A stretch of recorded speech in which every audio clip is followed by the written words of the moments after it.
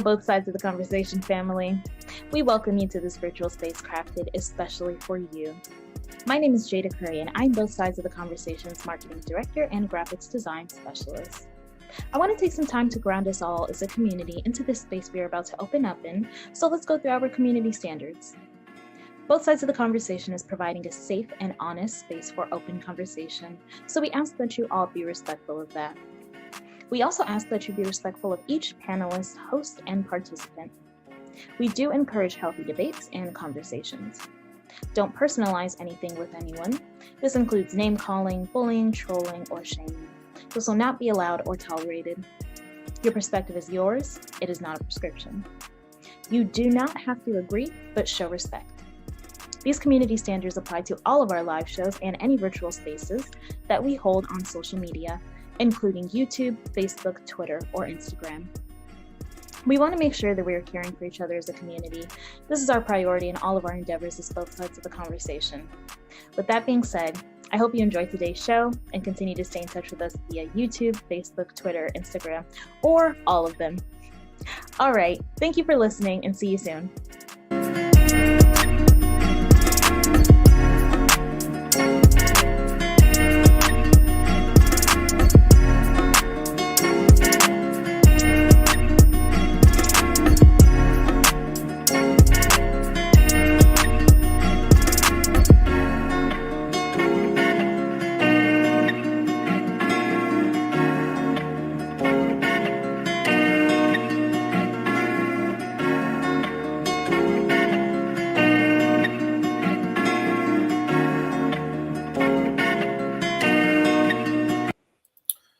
What's up, everybody? Welcome to Both Sides of the Conversation. I'm John Henry, Executive Director. Today is Tuesday, so you know what that means. We're going to have another segment of our Hidden Gems. Every Tuesday, we are here at 7 p.m. Pacific Standard Time, where we highlight our Black and brown businesses, our community leaders, our community organizations that are doing powerful things to impact our community.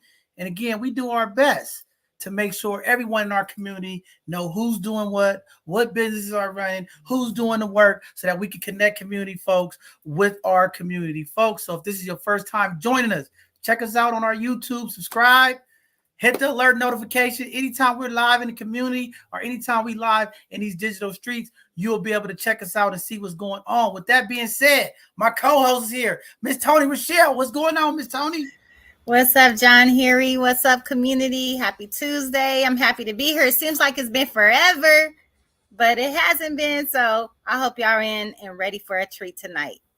Man, tonight I am excited. We have a few hidden gems that's going to be here tonight. Some great information, some great stuff going on with community. But before I get into the real news and what's going on, first of all, I just want to say we had a phenomenal event that took place this past Saturday, the D10 Violence Prevention Summit. It was great to hear the youth, some of the panelists up there talking about ways and strategies that we can prevent violence in our community. And again, I made it back.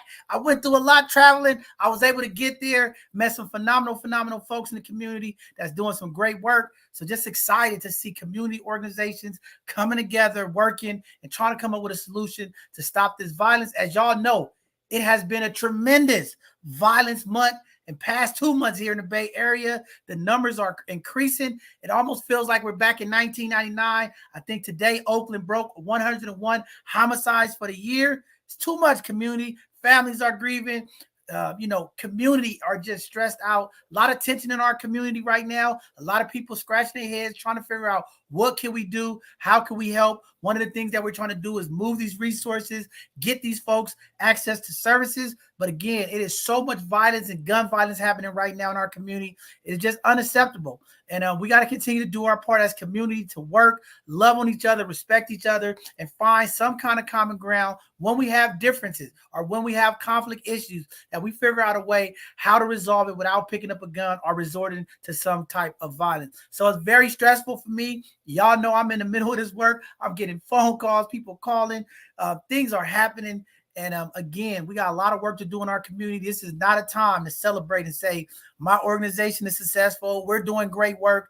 As of now, as it stands, none of us, including this organization, is doing a good enough job because these amount of violent incidents continue to take place. And until we curb some of it, I know we can't stop it, but until we curb it, okay, we are responsible to continue to push hard, continue to impact our young people, and continue to be involved with our community. Now is the time. Community leaders, step up and be real leaders of their community and demonstrate what's possible. And again, we're going to do our part here to continue to work with folks and continue to work with our youth and continue to find innovative ways and be intentional how we can grab the hold of the things that are taking place in our community. So with that being said, I'm going to jump into today's world of news, some of the events that's going on, and we're going to get ready. Okay, we got some powerful stuff happening.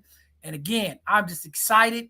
A lot of things is moving. A lot of things are happening. And again, congratulations to all of the Dreamkeeper Initiative grantees that continue to impact our community, continue to bring resources and events and things to our community that is so much needed. And I just want to appreciate all of the folks that are doing work in our community and making sure that our community is impacted and making this Dreamkeeper alive. Again, there are people across the world trying to figure out what are we doing in San Francisco? How are we engaging community? How are we changing this narrative? How are we doing the work we're doing? And again, we have some phenomenal folks that are actually doing some amazing work that are impacting our community tremendously, making positive change. So again, shout out to all of them. Shout out to our leaders. Again, too many times when things go wrong, our elected officials and our leaders take the brunt of it. But shout out to our Mayor London Breed. Shout out to Shaman Walton. Shout out to Director Davis. Okay. Shout out to Dr. Sy and the HRC team that is pushing the Dreamkeeper work ahead. Okay. It is a lot of people that are trying to do everything they can to impact our community. So we always want to shout out them. I know a lot of times they don't get the credit. But again, they are doing some amazing things. They are moving equity through our community, pushing us forward. And it takes some time, but we're getting there and we're rowing that boat gently down the stream, and folks are being impacted every day. So again, shout out to the amazing folks behind the scenes, on the front line, boots on the ground, that are doing the work to help make a different impact in our community. With that being said, we'll get into these world announcements and we're going to get these phenomenal gems up. When I say hidden gems, the ones that was in the rough, in the dirt, we wiped them off. They wiped themselves off, cleaned them up, and they impact the community. With that being said, 4 people was arrested over alleged involvement in over $1 million fraud and identity plot, and 2 of the suspects are U.S. postal workers. This is disturbing news with identity theft being so on the rise, so many scams. It is sad to know that our postal workers are the folks behind the scenes working to do this type of harm to our community. Folks have lost financially, different things when these attempts are taking place with fraud. It just affects our community so much. And again, there was a total of 9 individuals that was involved. This is taking place in New York and New Jersey between 2018 and now. 4 people allegedly stole people credit cards that were being mailed to them, used by them on luxury items. Out of the 9 people that was accused of committing crimes in the larger case, 3 of them have been identified as U.S. postal employees. Very, very sad.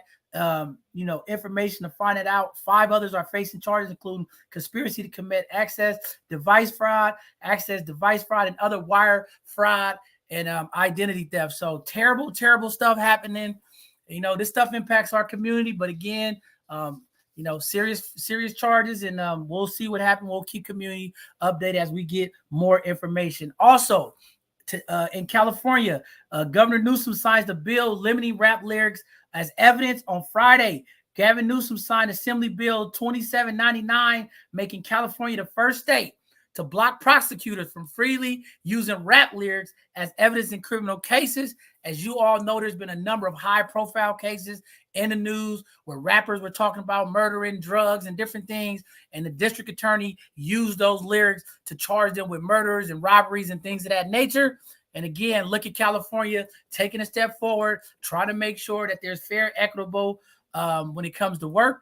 And again, it's just like movies. It's just like any other type of entertainment that have violence and different things in it. Young Black folks should not be targeted in that manner and being charged for entertainment lyrics. Some people say it's real. Some people say they really do it. At the end of the day, you should not be charging entertainment lyrics to charge folks in those cases. So again, one step up, Gavin Newsom taking a stop and doing the things that he needed to do. Also, there was a number of bills that he signed on Friday. One of them was SB 731. So shout out to our time done folks. We got a Jim here tonight to go talk about that. And also Senate Bill 1050 that passed. And we're excited because both sides of the conversation, we was also a part of that behind the scene to help fathers who've been impacted by child support, losing their license. This bill is going to help those folks get their license, look at different options. There is still more work to do, but this was a great start to get our dads and get our families that have been impacted by child support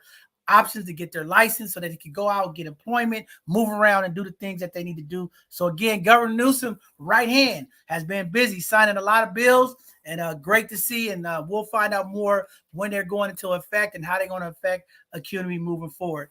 Also, police are looking for a parent serial killer here in California. They are looking for this guy or woman or whoever who apparently may have fatally shot 6 people in Stockton. And also they're tying them to some other case throughout the Bay Area in Oakland.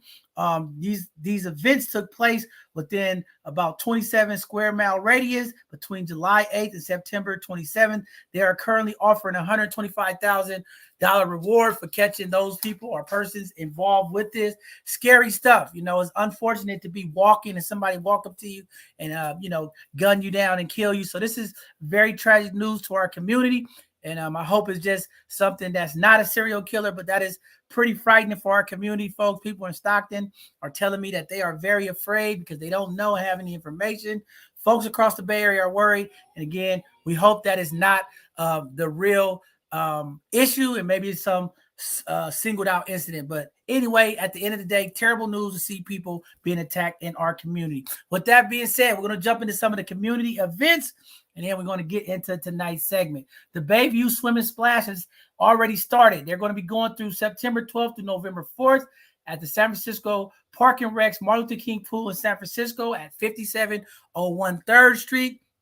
Again, community, sign up our young folks, get involved. You know, we want to break that narrative and change the narrative that Black folks can't swim. This is a great opportunity for children, adults to go out and learn how to swim in our community. Again, shout out to the Park and Recs. Shout out to SF Rebels for being a part of this and making sure that our young folks in our community get an opportunity to learn how to save their own life swimming in deep water. So again, shout out to them, and thanks for that event. Continue to take place to impact our community. Also, this Saturday, the Pop-Up Village is happening. This October the 8th from 1 p.m. to 4:30 p.m. It's going to be happening at 1201 Mendale Street at the Bayview Opera House right there on the corner by 100% College Prep.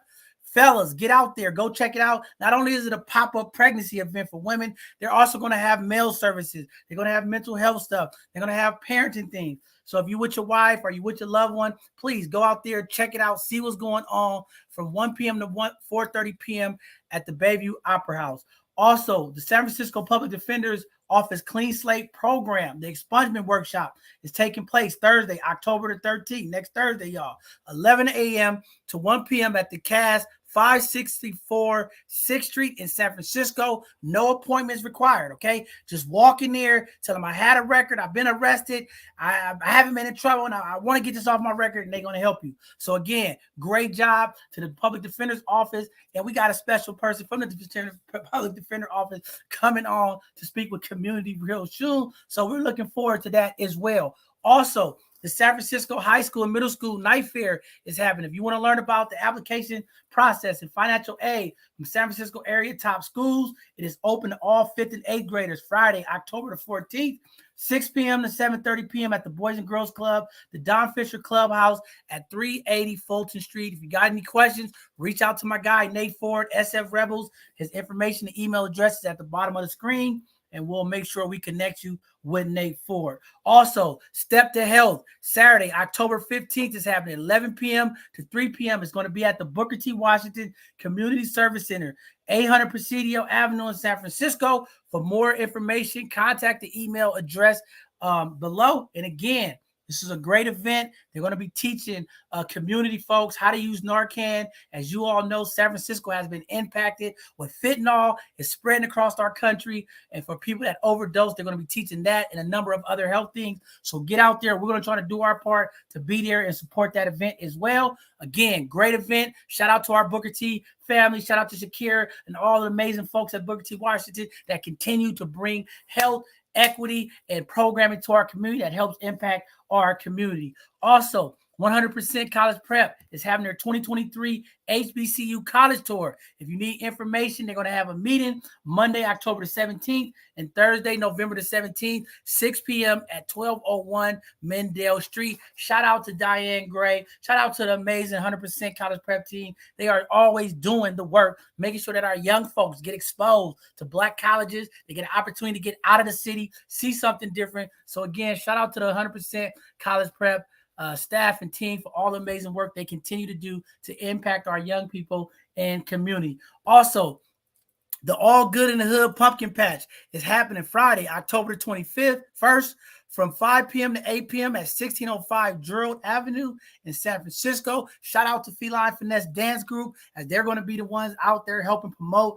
Go out there, get a free pumpkin, get some pizza, check out the community, see what's going on. They'll have some candy and things for the young folks as well. So looking forward to that event, and we'll probably be out there for a short time on Friday. Also, the Mount Rose City of Refuge first annual breast cancer walk and run is happening Saturday, October 22nd, 8 a.m. to 11 a.m. It's at the Riley Chambers Community Park, 808 Mangola Avenue in Crosby, Texas. For all of the information, please look at the website below. Shout out to our folks. We got some amazing folks that is connected with both sides of the conversation in Texas. They're going to be a part of this walk. So if you're in Texas, because we know we got folks from Texas watching, go out there and support the Breast Cancer 5K Walk Run. I think it's a very, very powerful event. What a way we can show up for our women in the community and folks who are impacted by breast cancer to show our support and walk and run with them in solidarity. I think it's a great event. Also, the grand opening block party. Come see what's new in the Bayview, Saturday, October 22nd, 11 a.m. to 2 p.m. at 1550 Evans Street in San Francisco. As y'all know, there's a lot of redevelopment, replanning that's going on in the Bayview. District 10 is getting new storefronts, Black-owned businesses. We're trying to make this historic district something powerful, and it's great to see some of the things that's happening in D10. So if you want to come out, check out, come to the block party, see what's going on in D10. Big things popping, and they try to make things happen, and that's what we're going to continue to push for them as well. Also, the Ocean Avenue Halloween block party and ethnic toy drive is happening Saturday, October 22nd, 12 p.m. to 3 p.m. at Faxon Ave between Ocean. Please be there 4 p.m. to 8 p.m. at the Ave Bar. Shout out to my guy, Maurice Rivers, okay? 1607 Ocean Avenue. Please call them. They're always doing things to impact community and OMI. Shout out to Maurice Rivers. My brother's always grinding, making sure that our community and our young folks get the things that they need. If that is you and you have it in your heart, you want to help somebody out this holiday season, go to the toy drive, drop off a new toy, and impact one of the young folks in our community. And we hope to see you all out at that event as well. Also, the Wizardly Nights is happening Friday, October 28th, 4 p.m. to 6:30 p.m. 762 Fulton Street. This is a Halloween celebration. We're going to be a part of this event. Again, come out to the African American Culture Center. It's going to be some great stuff going on. We're going to be out there supporting community as well. Also, Parenting and Poverty Justice Rally is happening Saturday, October 29th, 2 p.m. It's going to be at the California State Capitol, 1315 10th Street in Sacramento, California. We're going to be out there and support that event. Again, we are working with them to help change some of these policies that impact our community and family courts. And this is a rally. So community, if you've been impacted by CPS, family court, child support, you want to come out to this event. Our elected officials are going to be out there. Representative Skinner is going to be at the event. Go let your voices be heard. Tell them what you want, how you want things to change so that your family is not dramatically impacted in the future. Also, the high school test prep class is happening, opening to all 7th and 8th graders. If you want to get prepared to take the placement test for the HSPT exam, classes start in October. For more information, reach out to my guy, Nate Ford at sfrebels1990@gmail.com.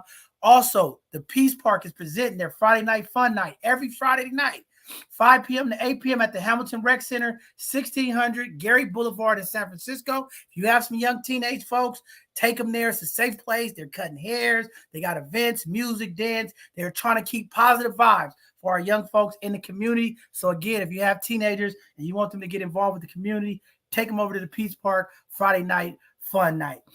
Also, Saturday Family Fun Day is happening. Field trips, sporting events, and much more. Every second and fourth Saturday, reach out to SF Rebels at 1990 Gmail. They're going to be doing stuff with our young folks, taking them to basketball games, football games, different events, keeping our young folks active, keeping them out of trouble, keeping them with things that they can do to stay positive. Also, the 33rd Annual Pee Wee League Basketball League registration is currently open. They are also looking for volunteer coaches. The league will start the first week in October. For more information, reach out to the SF Rebels. Shout out to my guy, Nate Ford, just trying to make sure communities involved and our young people have an opportunity to get into sports. As we know, sports also help deal with development of our young folks, character, and things of that nature, working with other people. So shout out to my guy, Nate, for continuing to push through and the work that he's doing with our young people and community. Also, the San Francisco Smart Money Coaching is happening. Okay, free confidential financial guidance for anyone living and working and receiving services in San Francisco. To schedule an appointment, call 877-256-0073, as we're going to continue to promote financial wellness in our community. As we know, we need financial literacy so that we can attain ownership and build financial wealth and generational wealth in our community. So if that is you, you are trying to get out of debt, you're trying to find new ways to invest, you're trying to do some things, reach out to those folks, get a free call, have them reach out, figure out what you need so they can help impact you, so you can impact others, and we can own some things in our community and stop being pushed out. All right. With that being said, our Both Sides of the Conversation Capacity Building Fund fundraiser is still going on. Please, if you want to make a donation, go support us. Go to our GoFundMe, check it out, support the work we do. Y'all know when y'all support us, all we do is support the community. We give it right back to the people. We bless the young people, we bless the elders, and we bless the folks in our community that need that support. So again, continue to help support the work that we're doing by building capacity. Y'all know we want to get some things to really impact our community. And if you want to talk to me and find out more, reach out to me. We can have a conversation and you can see the things that we're trying to do. Also, our Both Sides of the Conversation, we are still looking for volunteers, folks who are inspired, want to do some great work, want to give back. If that is you, you got a skill set. You know, don't just walk around like, I got a PhD, I got a degree, I'm so smart. But you don't want to use none of that talent to give back to the community. I don't want to hear about it. But if you want to do it, you want to give back, reach out to us. Come out and support us. We can use your talents to help impact our community. Don't be the one sitting there saying, I got all these skills and I don't know how to connect with the community. We got plenty of ways you can connect, help give back to the community. If that is you, go to our website, click to join your squad. Come join the squad, see what we're doing, and see how you could be also a blessing to impact our community. Also, you can support Both Sides of the Conversation while you shop on Amazon. All you have to do is go to Amazon Smile, click on charitable organization, and then say Both Sides of the Conversation. Choose us. If you choose us, let me tell you what you're going to do. No extra cost to you, but 0.5% of your purchases, Amazon will donate back to help out Both Sides of the Conversation. So if that is you, you don't want to volunteer, I don't want to be out in the community, I don't want to deal with the people, go ahead. Every time you shop on Amazon, you can help us out that way as well. And ladies, listen, ladies, I know y'all on Amazon. I'm driving through the community. I see the Amazon truck stopping at everybody's house.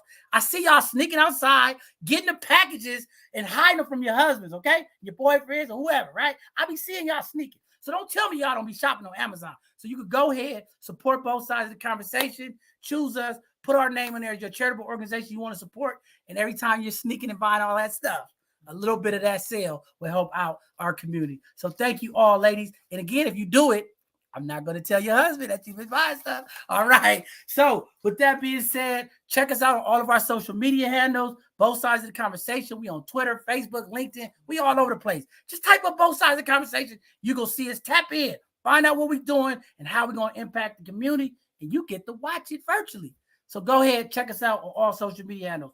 Also, our next upcoming live show is this Thursday, Educational Thursday. Y'all know we are intentional here. Every Thursday, we are trying to bring PowerPoint presentations to help bring education and awareness to our community. So if that is you, you have a PowerPoint presentation and you're very smart and you like, oh, I can do this, I can do this. Come show our community, do a PowerPoint presentation, educate our community. We got some real amazing folks coming on this Thursday, some transformative coaches, some social media and emotional learning folks. They're going to come teach us some good stuff. So check us out this Thursday at 6 p.m. Pacific Standard Time now. You got to check it out. If not, you can watch it later on our YouTube and see what's happening.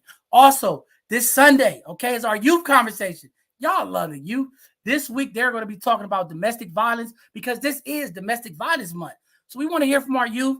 They're going to put together a nice panel of young folks, and y'all get to listen from the young folks and see what they're talking about when it comes to domestic violence, how it impacts them, what they've seen, what they're going through, and we'll have a great conversation with them. But again, this is Domestic Violence Month, Awareness Month, and we're going to be talking about domestic violence all month, as well as breast cancer, as these two things really tremendously impact our community. So again, if you want to hear from the youth, check them out this Sunday at 4 p.m., as they'll be on there. And then next week, Tuesday, for our next Hidden Gem show, not tonight, but next Tuesday, we're going to have the San Francisco Public Defender on, and we're also going to have a councilman and some other folks on next Tuesday. So again, check us out. We're doing stuff. We're connecting the folks in the community. Hear what these people are talking about. Don't let them just pass bills and do stuff and you don't know. Ask the questions. Tap in so you can see what's going on with the community here at both sides of the conversation. With that being said, enough of me. I've said enough. I know y'all like, John, shut up. We heard enough. Now it's time to get into the phenomenal folks that are here, the real hidden gem, the folks that are the movers and the shakers of our community. We're going to start off tonight with our first hidden gem. This sister right here, very powerful, very powerful, very powerful. With that being said, we're going to bring up Miss Yolanda Thomas. Welcome to both sides of the conversation. You already know what's up. Holla at the people. What you up to and what you doing? Hi. Can you guys hear me? You're breaking up a little bit. Go ahead. Can you hear me now? Yeah, I can hear you now. Okay. So first of all, thank you for having me on both sides of the conversation. I'm definitely honored, and it was funny because when I was sitting here thinking, I do a lot, and I'm like, if I was to sit here and tell you guys everything I'm involved in, I'll be here all night. So I'm not going to do that. Congratulations to the 49ers on their phenomenal win. I enjoyed myself at the game yesterday. I got to make sure I'm getting Mr. John out to a game so he can enjoy it. So basically what I've been doing, I would say, since 2007, I'm an educator. I'm a trainer. And early on in my career, when I went to college, one of my assignments was to do some volunteer work. And it was funny. I was like, I don't want to do no volunteer work. And the first place I went to was in the Tenderloin at Glide Memorial Church. Let me tell you something. When I went there and I had an opportunity to feed the hungry, it changed my life. Giving back is rewarding. It's something that I tell myself all the time. If I'm not giving, then I'm not living. I enjoy what I do. And the pandemic really hit hard. And in 2019, I didn't start, but I completed my first book. I am now author. It is called And It Was So. It's about reflection and healing, reflection and healing. And then shortly after that, I ended up getting my own radio show that's called Stories of the Soul on Believe Radio. And I am a VP for the Martin Luther King Jr. Rally Committee. I'm part of Oakland Reach. I'm part of both sides of the conversation. And I am now, actually, I graduate on Saturday as a chaplain. And people always ask me, how do you do it? I mean, that's just what keeps me going. It keeps me going. It drives me. And one of the most important things that I would say out of my life and my career and me giving back is my book. I have people who reach out to me personally who tells me that they've had things happen to them that they don't want others to know. They feel like they're responsible. I had somebody very influential, like in his 70s, and of course I can't say who it is, told me that some things happened to him. And from reading my book, he was able to reflect, and now he's healed from it. It plagued him for years. in my book, which is called Antidotes of the Soul, after each chapter, I have reflections. So you're able to go in and write down some things. This is personal. This is for you. So nobody have to see it. But if you plan on giving it to someone, then you probably don't want to write some things down. But one of the things that I love most that kind of resonates with me and my community is Antidotes of the Soul is a collection of experiences, highs, lows, a journey, if you will, through my life. It is my memoir that functions as a mirror. If you allow it to guide you through some of your most challenging and life altering experiences, it can help you. And I have to say that I have 7 chapters. And you might not have lost a child. You know, I lost a child at 2.5 years old. I am now a 5-year breast cancer survivor. And I'm so humble and I'm grateful for it. And it's funny because during halftime, the 49ers honored breast cancer survivors. And so when I reached out to my agent and when I told her, she just was, oh my God, why you didn't tell us you could have been on the field? So next year, make sure we watch the first game in October because they're going to actually have me featured for the being a breast cancer survivor. So I'm happy about that. I talk about facing fears. I was listening to John talk about how they have an organization where the recreation center that can help you with swimming. I don't know how to swim. I almost drowned. So I'm afraid. I've tried different swimming lessons, but hey, I'm going to just keep on trying. Then I talk about where's the love, you know, and then I talk about focus and self-love and never give up. So my book is very powerful. And I often find myself sometimes just reflecting whatever I'm going through, I kind of reflect back to it. And then I go and do my reflections. You know, I work the tools, I say my affirmations, and it really, really, based on the people that I've read my book, it has been influential. So, you know, right now Amazon has a ad that they're running, so it's like discounted right now. But I love it because I'm able to reach other people and connect with other people. And I'll tell you, if you have a story to tell, you can write a book because I self-publish. And if I can do it, then anybody can do it. You know, the most expensive part of my book was the editing. That was the hard part, you know. And John, I think you should write a book as well. I know that it'll be good. It'll be fire.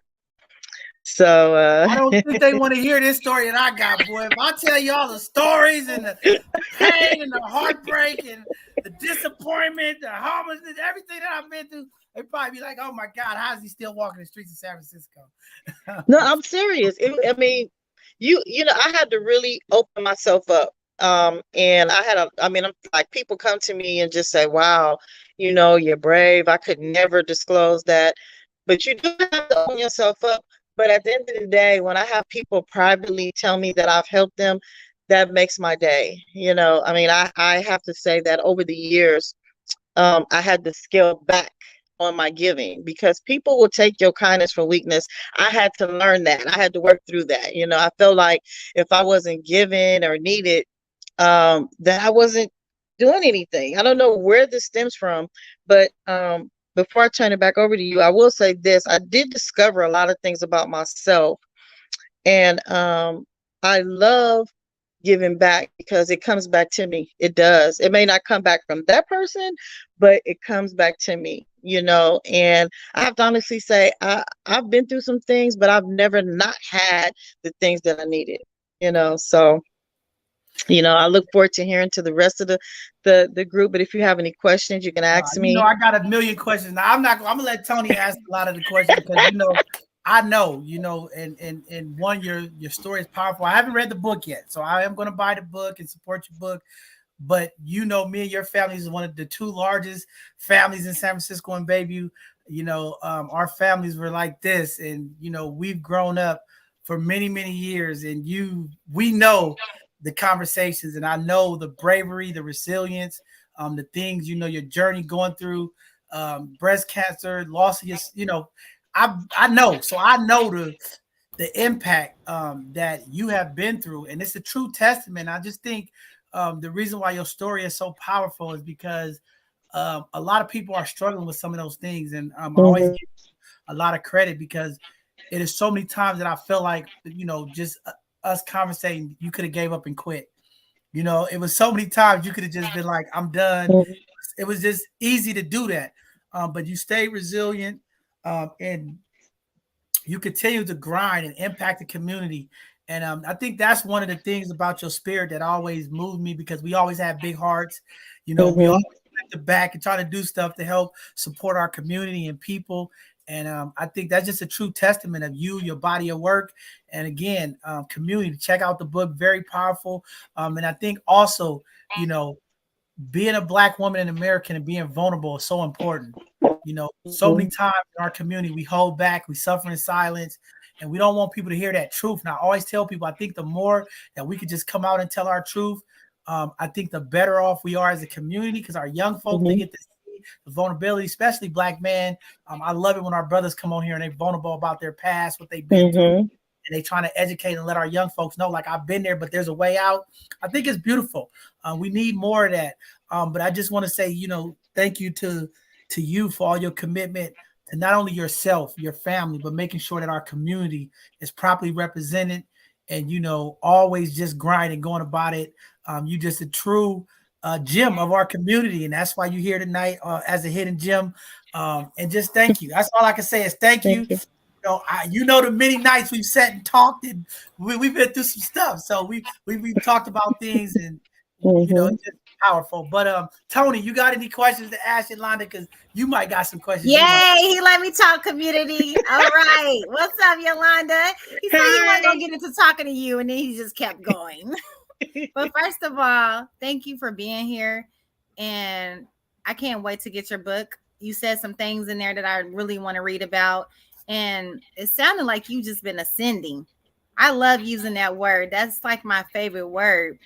But what I want to know is, like, where did the strength come from for you to just keep going and now sharing your story with the world?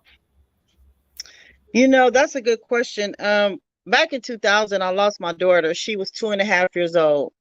And I remember at Lucille Packard Children's Hospital, the doctor says, Yolanda, you need to write a book, you need to write a story. But I wasn't ready, because I would have had to open up myself and do a bibliography. And I had an attorney who wanted to take my case because my daughter was misdiagnosed. And at the time, I think they was like, oh, we could get you about 20,000. And that upset me, because I'm like, how can you put a price on her life? So I ended up not even suing. And where I got the strength from is I come from, I'm gonna be honest. You know, this is no disrespect to my mom or anything like that, but I didn't really have anybody to talk to me about loving myself. I didn't know what that looked like. I didn't know what that meant. So I always put other people before me. And I remember some people used to be like, oh, you got low self-esteem. And I used to be like, where'd that come from? I don't even know and understand. But I guess they would see how I would always put others before myself. And over the years, I began to do a lot of reading. I began to do a lot of just like reading affirmations. And believe it or not, it may not happen right at that moment, but if you continue to recite those affirmations and believe in your mind that you can make it, you will. And I'm gonna tell y'all something. I know that's how I got through my cancer journey, because when I got diagnosed, I wasn't gonna say anything. I got scared. I didn't know what to do. I never had a sickness like that. And my Aunt Jackie, she told me how my Aunt Gail went through her journey, how she never gave up. And so I ran with that. And I just told myself, when I'm going through something, when I'm sad, when I'm crying, when I got my heart broke, you know, through all that, I tell myself, you're going to be good. You got this. And I hold on to that. But I talk to myself. I have to. I encourage myself. I don't wait for other people to encourage me, because if you will, people will disappoint you. People switch up on you. You know, the people who I thought would have supported me through my breast cancer journey did not. So I just want to encourage somebody that if you're newly diagnosed, you know, always take somebody with you, you know, get a family, a friend member, or even a stranger. But a lot of my strength came from within myself and prayer. I have to be honest. It wasn't from other people, because people were saying some weird stuff to me. You know, I even was, I'm not going to say who, but somebody even disrespecting me, was like, oh, that's why you got cancer. I hope you die. I didn't even let that affect me. I let that roll off me. And I'm shortly after that, that person, you know, has some challenges, but I just try to turn every positive situation, every bad situation into a positive situation. And it's hard. It is hard at times, but I work at it. I appreciate you throwing in that it's hard, because the way you were saying it at first, it sounded like it was just easy. But let's talk more about this book. You said you self-published. Like, what was your process like? Did you write every day? Did you write a couple of pages a day? Mm-hmm. How did you pick the chapters that you put in your book? Mm-hmm. So no, I did not write every day. I love to play bingo. So if anybody ever want to play bingo, when we have some spare time, we should do a trip, like both sides of the conversations. We should all go. But anyway, I would be at bingo and I would be sitting there, and if something, he said no, and if something come to my mind, I would just write it. I kept a journal, and this is crazy, but every time something bad happened to me that I was struggling or going through it, I wrote it down. And I was able to piece it and put it together. And then the most expensive part was getting an editor. The first two editors, I had got one guy. I felt like he was just trying to get the money. He didn't get me. And then I got another lady. She didn't get our culture. And so I'm like, nope. So then I was blessed to get somebody who I knew. She's a teacher. She's also big in the community. She's from San Francisco. She's really, really good. And man, she became my editor. She ran with it, and she kind of helped me put the chapters together. But for me, I couldn't write it because my memory, but when you start writing, it'll come to you. Believe it or not, everything come together. I'm big on prayer. So before I even started, I asked God to direct me. I said, what is it that you want me to give to your people? Because some of the stuff in here is my own personal stuff. But I have like my youngest son father. He was like, you trying to make me look bad. I'm not trying to make you look bad. This is what I said to him. I said, did you have 2 kids on me while we were together? He says, yeah. I say, so what am I saying that's wrong? I mean, it's like, it's known. But of course, I changed the names and didn't use people's names. Only the people that consented to say, that I could use their name. So. We definitely not doing the bingo, okay? I done went to Foothill Square enough times. I love bingo, Yolanda. Don't listen to him. I grew up on bingo. My big mama used to play every week, and she used to win. So I'm down to go with you. We're okay, not doing bingo. Yolanda, no. How many times I done kept this? Like, you got to get up out of here. You ain't gonna be out here playing bingo. It's just something to do. That was your piece. But yeah, we're not doing no both sides of the conversation bingo nights around here. But I just want to say, thank you again for the continued work. Community, go check out the book. Again, that's what we hear as both sides of the conversation. Always trying to make sure that we're changing that narrative, that we're supporting our Black business, we support our Black authors. We're going to pick up some books and give it to some families, some women who've been impacted by breast cancer. I think this is very powerful. And again, I know community. Last Sunday was supposed to be our breast cancer awareness show that we was going to have. Yolanda was going to be a panelist. We had a couple guests who had to cancel, so that's why we didn't have a Sunday conversation, but we're going to reschedule that and make sure we get Yolanda and the other guests back. Very powerful stuff. Again, breast cancer is really impacting the Black and brown communities. This cancer is taking away a lot of our family and community members. It is something true. Also, men get it as well. A lot of times we don't talk about it, but men get breast cancer as well. And again, it's something that we need to do as community to continue to educate and bring this awareness to our community so folks can get tested, get seen. And it takes real powerful, vulnerable people like Yolanda to come tell their truths, because it might be another woman, a man that's going through that right now. And your story, your testimony is what's going to help them get through that journey. So again, powerful stuff, Yolanda, and just thank you for all the stuff that you do in the community and always being open to support, always willing to step up and do things for your community. So tremendous. We'll make sure that we continue to get your book information out. We'll get in our newsletter, as we're going to put together our Black business support section, so folks in the community who maybe missed the show will see it in our newsletter, and we'll make sure that we get that support with you. But before we let you go and bring up the next hidden gem, is there any shout outs, any folks that was there that you want to say thank you? And this is the time to do it. So, well, thank you, obviously, for the work that you're doing. You'll be surprised at the people that you're helping. People may publicly say anything, but silently, I really appreciate you as well. You know, like he said, our families know one another, and I'm just happy to just be a part of this organization. I do want to give a shout out to my Aunt Gail, who lost her battle to breast cancer, but she lived 13 years later after she was diagnosed. You know, they gave up on her. They was like, there's nothing we can do. She advocated for herself and was like, no, I want treatment. And she was able to live 13 years later. So the only thing I want to say is just never give up. Seriously, I don't care what nobody tell you, what them doctors say. Never give up. Ride this life until the wheels fall off. And thank you for allowing me to be on the show today. Thank you. And I will be setting up my interview to come on your radio show, because that's what we do, support each other. And again, you know, thank you. Continue to do the continuous work you do. You know, you're a trailblazer. And I just appreciate you, one, being here tonight to promote your book and we able to help support you. And thank you for coming on and supporting us as well. All help is needed. When we say all hands on deck, community, that's what we do as family. We do it as community. We come support. We uplift each other. We don't tear each other down. Come on, y'all, let's get together out here. But Yolanda, thank you for being here tonight. And, you know, we'll continue to do our work. And we're going to make sure that breast cancer is a part of our forefront and part of our fight. And we're going to continue to partner and work with health care providers to continue to bring education awareness.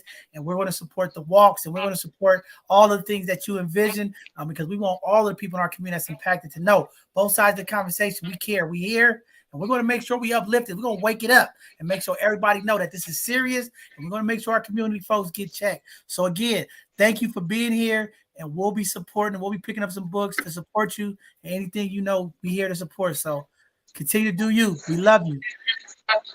Love you too.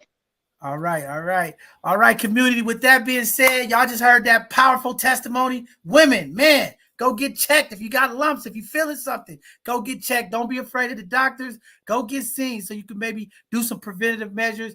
Again, the resilience is what you're going to need to get through this. But again, we're here. We family. We community. We're going to support you and uplift you here at both sides of the conversation. With that being said, we're going to bring up our next hidden gem, a phenomenal king. All the ladies out there, I said, John, where the kings at? Where the black man that's doing stuff to impact the community? Tonight, we got another king that's coming up tonight. Brother Sean's going to come talk about his work that he's doing with Time Done. Brother Sean, what's going on, King? Holla at the people. What's good, King? How you feeling? Man, I'm blessed, man. Happy to be here with you.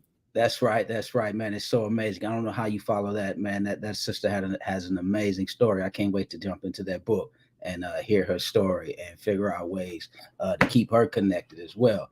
Got to stay connected to that. So, man, it's just a blessing to be here, Tony. Good to see you. Thank you for the opportunity to share on some of the things that we got going on in the community. So, man, just a little bit. So this right now, we're focusing on our election season, right? And so we're making sure I am the California Partnerships Manager, among other things, with Californians for Safety and Justice. And so we have this statewide campaign where we're looking at the California Free the Vote and Heal the Vote. Our intention is to really connect people who are living with old records and survivors to get involved with voting, to make sure that we're educated, that we're registered, and that we show up to the poll. Man, for too long, you know, I said that laws have been created about us without us being represented. You know, people, we forget or we don't think about how important the vote is until we stop to think about everything that's done to strip us of that right. You can look down through history and you see how hard we've had to fight as Black people, for sure, and Black and brown people to get our vote back, just to get to vote and then to get the vote back, how easily they'll take it from us and make us fight. It's in that we should be able to see, man, there's got to be something here. There's some power there. And so our goal is to reconnect us with our power, to make sure we are aware that, you know, our vote is our voice and we got to stand up and be heard. You know, we think about it in this last election in June in California, only 28% of the people that's eligible to vote cast a vote. That's 28%. That leaves like 72% of the people that didn't even show up. And for too often, those of us who have been who are living with old records didn't even think that we could. in 2020 with the passage of Prop 17, men and women who are on parole regain the right to vote.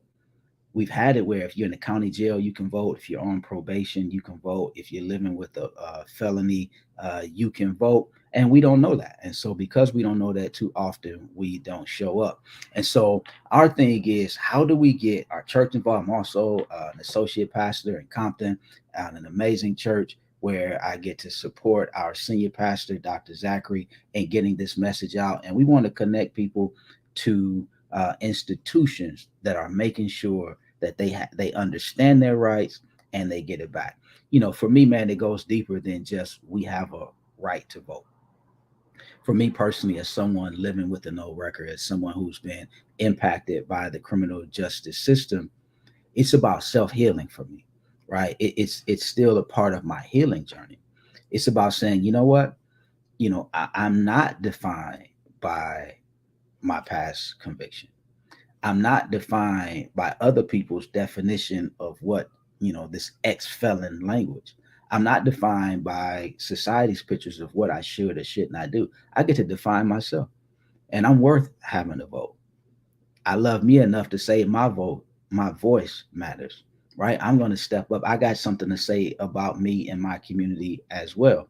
And so for me, it's not just about this right, which is extremely important, but it's about my healing, right? It's about me getting to the point where I'm confident in me and my ability to get engaged and to make decisions, and me confident in me enough to say, you know what, I matter.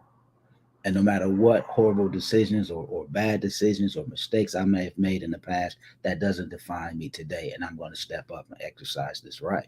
Right. And so we look at the amazing things that have happened. You touched on SB 731 and how that automatically sunsets convictions. How did that happen? That was a 6-year fight. And it happened because those of us in the community stepped up. We spoke up. We did all of the work. We stayed connected. We didn't give up, right? We continued to fight. You had champions all across this state that were fighting. And it's in that we have to continue to do so. And that's just one thing. Man, this was an amazing season. We had some great things that were passed and signed, but all of that happened because men and women living with old records, because people who are still on their healing journey, because survivors said enough is enough. We're going to step up. We're going to show up at hearings. We're going to, show up in offices. We're going to make phone calls. We're going to let our voices be heard. We've been engaged in this fight down here in LA County, trying to get some things done. And I'm on these calls and I'm talking with these electeds and I'm talking with these community organizations. And all I'm hearing about is the opposition to, what we're trying to pass, the opposition, what this group is going to say, and what about this group. And I think strategically, you have to be aware of who your opposition is. But this is a deference to them. And at one point, I just got fed up and I said, when do we matter?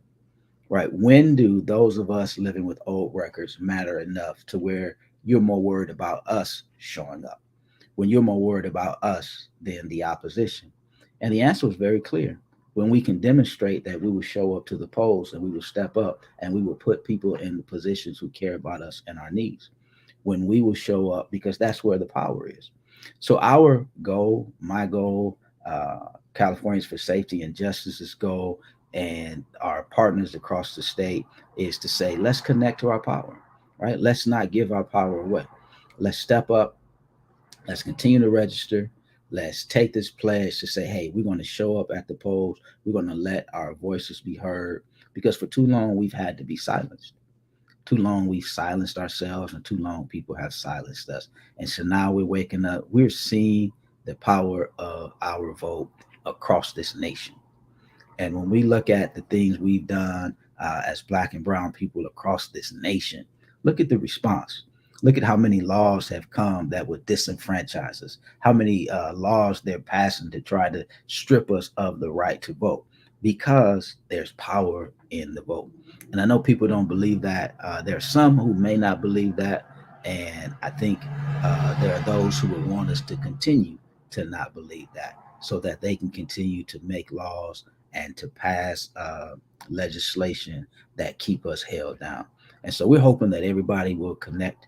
We're hoping that everybody will, first of all, engage in your healing journey to get to the point where, nope, I got a voice and I'm going to use it. I'm no longer defined by that thing that happened to me. I'm no longer defined by that thing that I done that I did. But today, who I am now, I am worth stepping up and saying my voice counts too, and nobody's going to take that from me. And then secondly, I hope we connect to, this is the way we get to where we need to go. There's so many races. We all, we talk about the biases that happen and often in our sheriff departments. We talk about the discriminatory practices that happens in our DA office. We talk about the lack of concern that we get when we call our electeds. Guess what? They're on this ballot.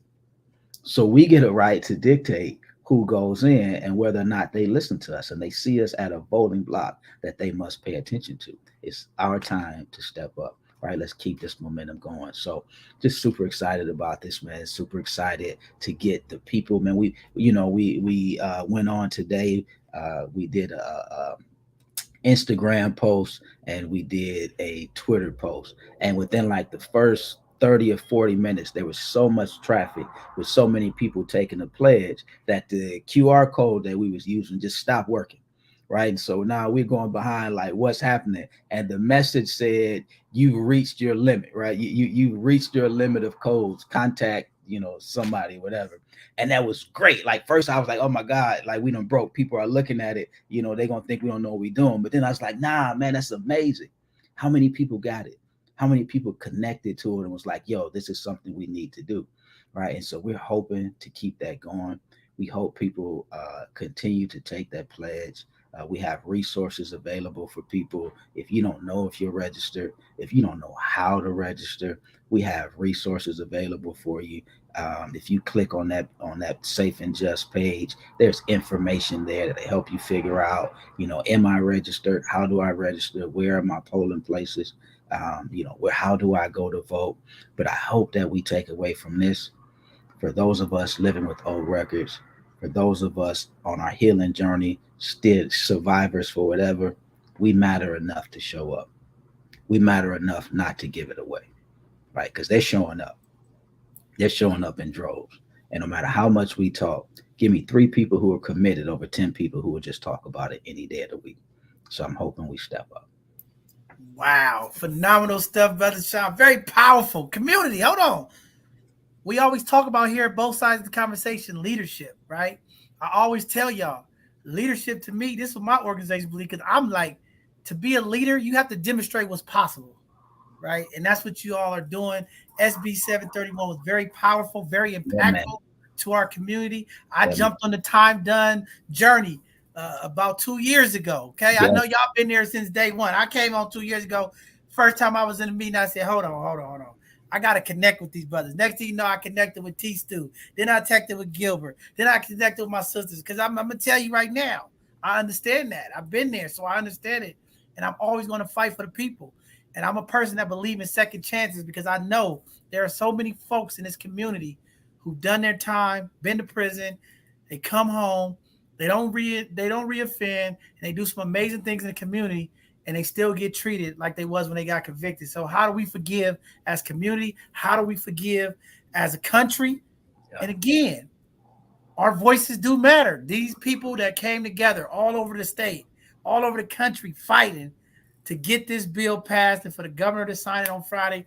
Powerful, powerful stuff. I was in San Antonio. I got the call. I'm like, this is dope. This is dope. So again, it just proves to our community, if we get involved, if we advocate and we state our case of how it's impacting us, how it's unjust, and how it disproportionately affects our Black and brown community, together in solidarity. Again, together in solidarity, boots on the ground, sticking together, we can make change in this country, man. Powerful stuff. But I'm gonna let Tony go ahead, because Tony's always saying I'm talking too much. I'm gonna give it to Tony, let her ask a question. Go ahead, Tony. First of all, thank you for what you're doing in the community. And I love your voice. You have like a radio voice. I don't know if nobody ever told you that. Thank you. But why do you think people are so on the pushback of not getting involved? Like, especially the young people, especially the Black and brown people, the people that need it the most. Like, I mean, we all know the struggle, but what is it that what's such of the pushback? You know, I think the message worked, right? The message worked that my voice don't count, right? The message worked, like, you know, it ain't gonna make no difference. They're gonna do what they want to do.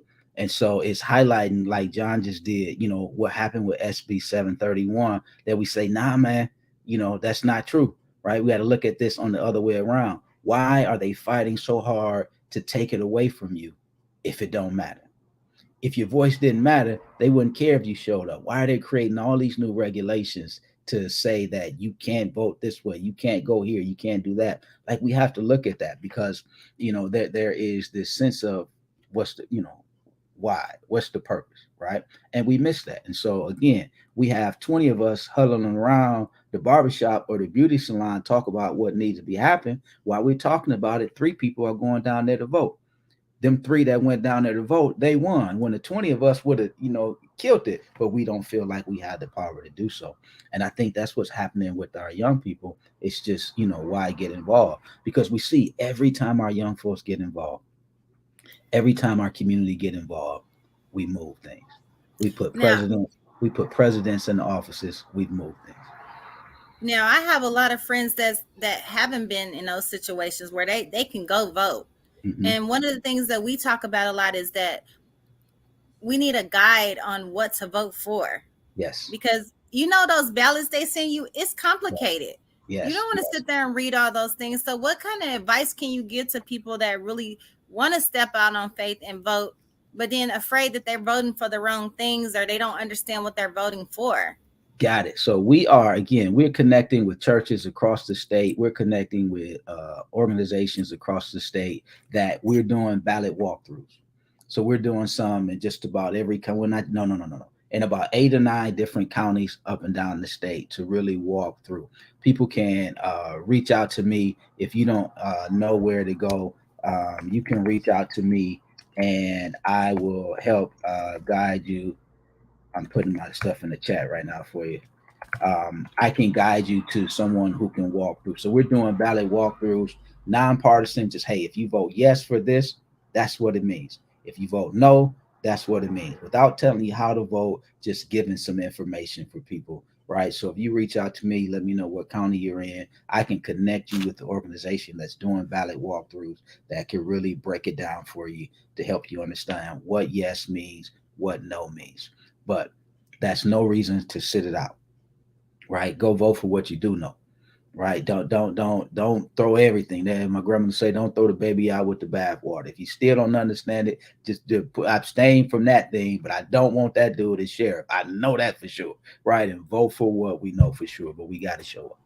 Man, and definitely we're going to do our part here at both sides of the conversation. The last election, we reached out to our elected officials and make sure that the voting poll offices come on and do an educational presentation. We're going to do our part here. But Sean, you gave the first comment so genuinely. We got to be real. Our folks don't get out and do stuff because they beat down. Okay, they feel like they can't win. You know, we become a defeated people in a lot of ways, right? You know, we are so like, oh, why should I go do something we're not gonna get we want anyway? So again, that negative spirit of giving up is in our community that we got to get rid of. This generation, my generation, the younger generation below me, we have just become the quitting generation. And I get mad at these young folks. I'm up at the jail. I'm mentoring these kids. I'm like, y'all just quit. Everything is too hard, and I just quit. But that's what's going on in our community. We got to keep it real. So many bad politicians, so many folks have done things that disenfranchise the community, lie, property pimping, the people in the pulpit lying to us, that people just like, the heck with it. I can't get a break. And then they give up. And that's part of the system as well, to break folks down. We got to do our part. And again, it starts with brothers like you, me, and the rest of the folks on this call to educate, get involved, be intentional, right? And inspire and lead and come out and say, it's okay. Absolutely. We're going to help you. Absolutely. Show the wins. Let them know. And then to the point you made, it's a strategy. It's a strategy that's been executed for years. So, you know, like when we're in them streets, We find out the strategies. We figuring out ways to get around it. We figured if I know you coming left, I'm going right. If or I'm coming left harder, right? We got to take that same mentality. We you know, it's tiring, but we got to keep fighting, man. We can't let the strategy win. There's a reason why. I keep let this sink in. There's a reason why we have to go through so much to get the vote. There's a reason why. You look at every condition in our community. There's something behind it. There's evidence behind it. There's data behind it. We know what happens we know what happens when these conditions continue to exist. Yet those conditions continue to exist. There's a strategy behind it. And if we're looking at the politicians, and I don't like none of them, so I know we close to time. I was in a thing in Alabama, and we were speaking with the first Black mayor of Birmingham. Asked him why he ran. He said he never intended to run.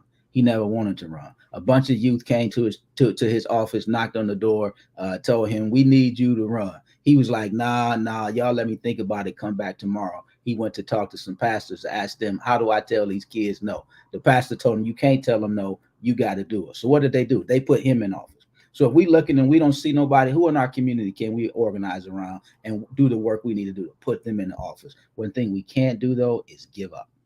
We can't let them have the system because that's the system that's making all of the law that's affecting our community for generations. Sean, you can't be telling the people that, man. They're gonna be my bad. They'll be talking about John Henry. We want you to run for mayor, John Henry. That's what I'm talking about. Lord, Sean, why you start that? That's what I'm talking about. That's what I'm talking about. Listen, you gotta get off this platform, brother. You done messed up. Vote for John Henry. We got the slogan and everything, right? We gonna get Babe, we're gonna get a blue ox, you know what I mean? We're gonna get it all lined up. We're gonna have it all there for you. You know, they already called me the governor in San Francisco, so I don't need the mayor over here. Yeah, there you go. We done spoken into existence. That's gonna be next cycle. Be ready. Exactly. Right? Go ahead, Sakati. I see you trying to jump in there. So this is my thing, Sean, and I've said it before and I mean it with the depths of my soul. We find money to go to concerts that we know we don't have the money for. We find money to buy Christmas presents that we know these kids don't need, and we ain't even paid the rent. We find money to buy a car we don't have money to pay a car note for and borrowing to pay a down payment on. So I think that if we can do those kinds of things with reckless abandon, we have to vote with reckless abandon. Our excuses have to diminish, and the only excuse we should have is, I think I should have voted on such and such and not so-and-so. Those should be our only excuses, because when things happen in our communities, we want to run around and say, well, he did it and that person, but we have to point the fingers at ourselves because we fail ourselves and we fail our communities because we fail to vote. And for all those people out there who don't understand that Prop 17 gave you as a parolee or a probationer the right to vote, it's your job to get out there and vote. We fought at these, we was out here fighting, marching, missing work to go march, looking at legislators funny, like you need to make this vote so we can vote.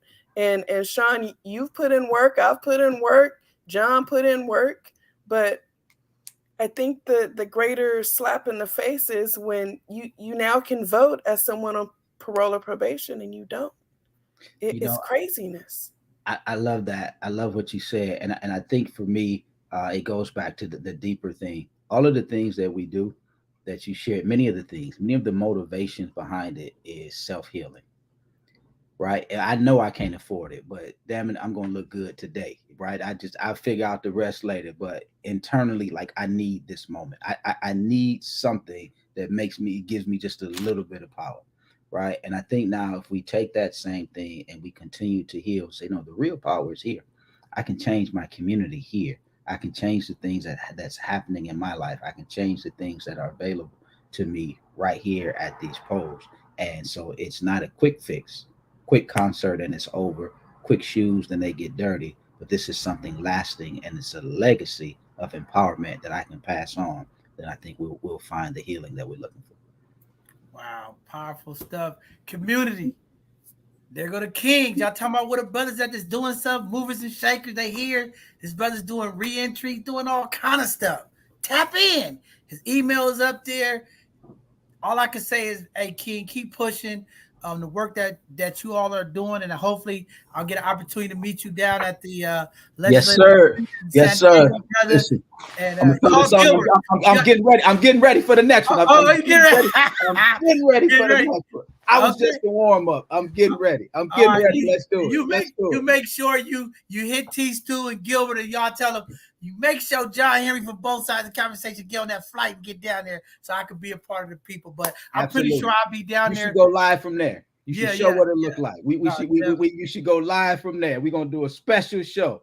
Y'all stay on the lookout, both sides of the conversation. Come on. We're gonna go bingo. He gonna do some bingo, then he gonna do a live conversation. That's right, Sean. Put that bingo in there. You back on the platform, Sean. You back on the platform. Hey, brother Sean, before we let you go and bring up our last hidden gem, if there's any shout outs, any mentors, anybody you just want to acknowledge or uplift, or just any last words you want to give to the community, this is the time to do it before we move on to the next hidden gem night, brother.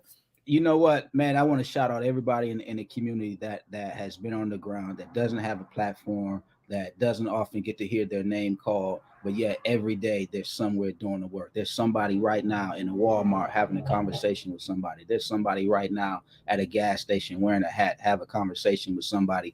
We appreciate you. We need you, soldiers, kings, queens. Keep up the work. We can't do this without you. Those of you whose hardest to do it, whether you're on a video, you're on a YouTube, you're on anything, but you're out there doing it, we love you. We need you. Keep it going. And shout out to everybody on this call. Man, phenomenal, powerful stuff. Community that's watching, I see the comments, I see people watching. This is why I love the Hidden Gem Show.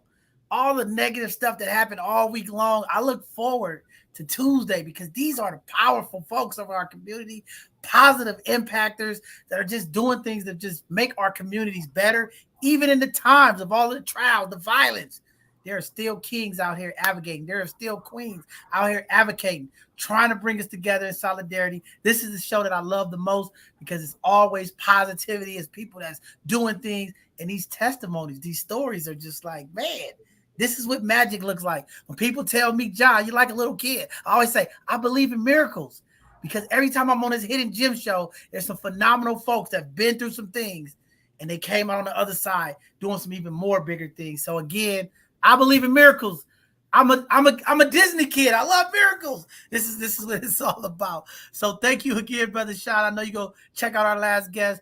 We appreciate you. Anything that we can support. If there's any hidden gems that you know out there, because that's our job to highlight these folks, right? Gotcha. Reach out to us. Say, hey, bro, I want to get you on Hidden Gem. I want the community to know the work you're doing, and we want to highlight you. That's our job here, is changing that narrative, is making sure our community know who these pillars are, who are these people in our community that's impacting, making change, and how do we connect? That's our job. So we appreciate you here at both sides of the conversation because we're going to continue to change the narrative. The things that people think don't happen, it's going to happen right here on this platform. So thank you again for being here. Thank you for having me. I appreciate you, King. I'll be seeing you in San Diego, I'm sure. Yes, sir. All right. All right, all. Thank you. All right. With that being said, we're going to bring up our final hidden gem. I know my people on the East Coast is like, John, I'm tired. I want to see the guy. This is what the president is here. Okay, we got a phenomenal brother that's going to come up and talk about the Buffalo Soldiers. With that being said, welcome to the platform, King. Holla at the people. Let's talk about these Buffalo Soldiers. All right. How's it going, everybody? I'm going to go ahead and get started first. My name is Jordan Newbill. I am president of the Buffalo Soldiers of Seattle. Yes, a guy from Seattle on a show in California, I know. But my group travels all around the country, and we share the amazing, incredible history of the Buffalo Soldiers. And we get deep off into our communities. So with that being said, I'm going to go ahead and share a little bit of something with y'all. Hold on, brother. Before you go ahead, you can continue the show. We both sides of the conversation. We got people in Seattle that's been on our show. We got people all across this country that's been on both sides of the conversation. Hey, Buffalo Soldiers, welcome to both sides of the conversation. We everywhere, brother. Hey, thank you guys. Thank you guys for having me. I'm going to go ahead and start off with this clip of our upcoming documentary coming out. Hope you guys enjoy. You're not sharing yet. I don't see it. Go ahead and make sure you click the share. Okay, there we go.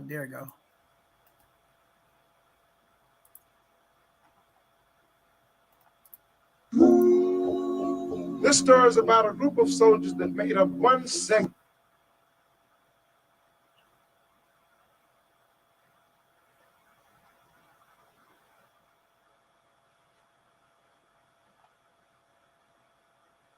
Of the United States Cavalry during the Great.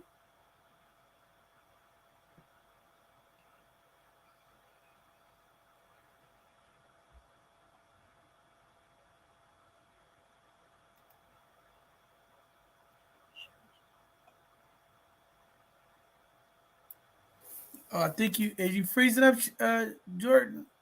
Yeah, it's freezing a little bit. All right.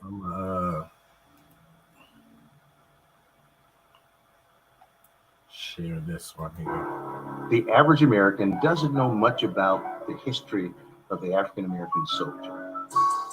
Education opportunities were really limited for African American men at the time. They had no property, they had no money, they had no political power. All of these barriers were put in front of them, but which road was clear and open? And that was the road to enlistment.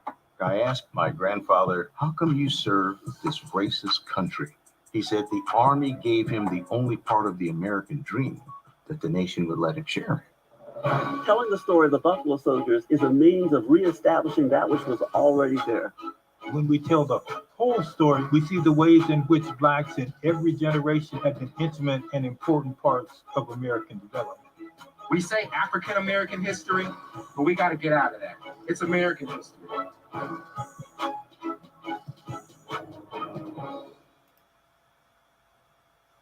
right. Indian uprising. To the Indians, the soldiers looked strange. My full name is Nolan.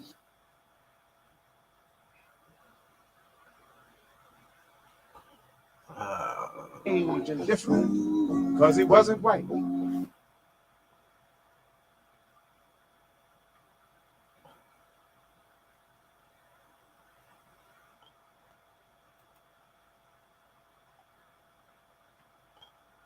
All right, having a little bit of difficulty sharing, so I'm gonna just stop it and just go into it if you guys can hear me. Okay.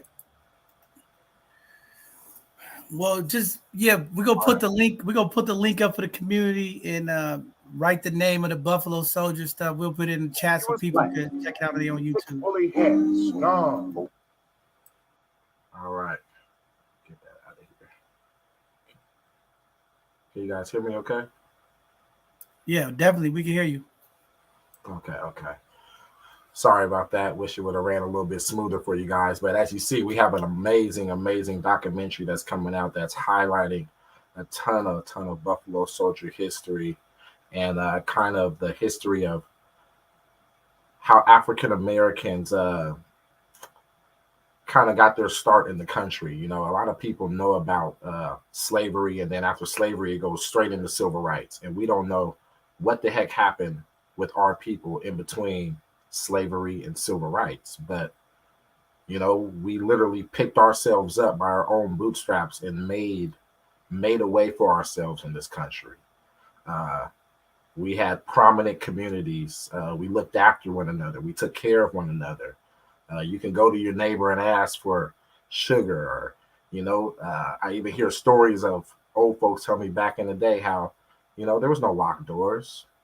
If you was a neighbor, you could walk into your other neighbor's house and say, hey, John, what's up, man? How's it going? What you doing back there? Oh, I'm back here having a beer. Oh, well, come on and sit down with me and have a beer with me. That's how we used to be as a community. And one of the things that our organization does is we share those lights in history.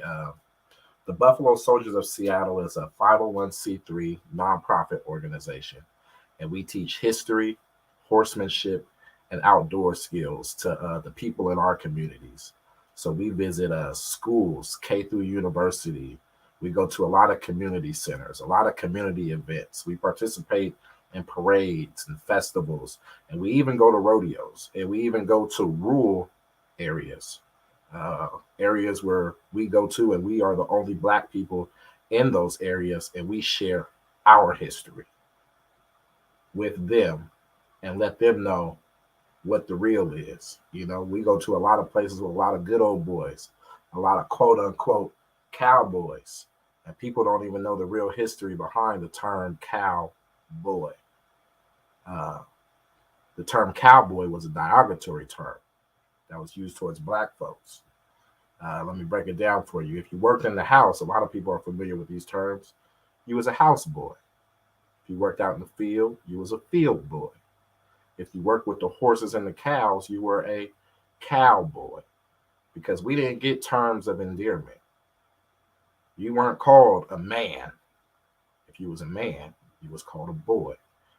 So a lot of people don't know those terms, and we go around and we share that tidbit of history. Within that, wish you guys could have saw more of those images from our documentary, because if you see we are in full uniforms, 1870s cavalry uniforms. We're on horses. We don't go nowhere without our horses. We were down in Oakland, California this weekend with 8 horses, 8 black men on horses from the ages of 20 to the oldest being 52. And we came down and we shared that history, and just the imagery alone of seeing 7, 8, 6, 5, 4, 3 black men come riding up on you on horses, popping it, talking. Hey, what's up, y'all? How y'all doing? Yeah, come over here. You can pet the horse. Yeah, don't be scared of it. It's okay. Come, let me get down. You want to get on this thing? Come on. Get on this horse right here. This is my horse. This is Shaka Khan right here. Yeah, she's a bad girl. Look at her. She's nice. Come on. So just that welcome feeling of bringing you in, because you like, man, what the heck is going on here? What are you brothers doing? You know, we went rolling through downtown Oakland with the red, black, and green African American flag, because we heard there was a lot of violence going on down there. There was a lot of stuff going on, and we had came down there for the Oakland Black Cowboys Association's annual event. They do an annual event at Defirmary Park. People out there, both sides of the conversation, please promote and help them brothers. OBCA, the Oakland Black Cowboys Association. You guys got Oakland Black Cowboys right there in your neck of the woods, and they're doing great things. There's another organization called Horses with Styles. My brother Sam Styles. They're doing great things out there in your guys' community. And horses and this Western activity, riding horses, doing cowboy stuff, is not closed off to us as a people. You know, a lot of us people don't feel like that avenue is open for us, and it is. It's wide open for us. We invented it. Okay. We are the creators, you know, so let's get into it and dig into it if that's your interest. If you want to switch up and do something different with yourself or different with your life, and you're like, man, what can I get into? That's horses is always there. They always been there. They'll still be there. They'll always be there. You know, you can get out to a local ranch, meet a brother, say, man, how can I help out around here? And I'll tell you what, you get out there and you start breathing that country air and working with them animals, and you're going to feel a difference within yourself. We call it equine therapy. You know, we call it connected with nature. We call it mental health therapy. You know, so it's a connection that, you know, a lot of us don't know that there's there to be made, and it's there, and there's avenues and there's organizations to connect with right there in your area. Back to the Oakland Black Cowboys Association. They do an annual event every first Saturday in October. I hope you guys can write this down, mark it down for next year. Every first weekend in October, Defirmary Park, the Oakland Black Cowboys Association has their annual event. Next year will be their 49th year. They need supporters. They need vendors. They need people to get out there and go and see what's going on. Go and support that, because it's a great, great, great event. We come all the way down from Seattle for it. You know, they saw us online one year and said, man, we would love to have you brothers come and ride through our community and come and uplift the people. And we said, hey, give us a room, give us somewhere for our horses to stay, feed us a little bit, and we coming. We'll cover the rest. You don't even got to worry about it. We on our way. And that's what we do. We travel all over the nation, Oakland, California, LA. We go down to New Orleans, Shreveport, Louisiana. I was just talking to a brother yesterday about going to DC, going to Chicago. We go into some of these areas and we uplift with our image and our energy and the history that we share. Because when you get this, you don't normally get it from a brother that looked like me. You know what I'm saying? You don't normally get it from a 30-year-old young black man with long braids that's listening to trap music all the way to the event. It just doesn't happen. And I got about 10 other brothers in the group that's just like me. And then we got a few OGs in the group, and you know what I'm saying, that has their story to tell as well. And then we have a few youngsters in the group that has their story to tell as well. So it's a powerful, powerful image whenever you see that coming down your street, on all positivity, on all love. And that's teaching you something about yourself that you never knew was even there. So yeah, that's a little bit about our organization. We host youth camps. I'm sorry, I gotta put in. We host youth camps. We visit youth correctional facilities. We even visit adult correctional facilities. Our youth camps go from anywhere from troubled youth to just regular camps. We do camps for women empowerment. So last August, we just hosted a group up here in Seattle called Young Women Empowered. They came out to our ranch. Yes, we have a ranch, about 50 horses on our ranch. We're on about 13 acres. And they came out to our ranch and they learned horsemanship, history, and outdoor skills. These young ladies did everything from learning how to change tires on cars, check the oils on cars, work with hand tools. We taught them how to use bow and arrows. And it even went as far as the ones who wanted to do it. They learned how to prep in their own fires, so fire making from scratch, setting up their own camps, tents, and even slaughtering their own rabbit, gutting it, skinning it, and preparing it as a meal. So the skills that we teach go pretty in depth. If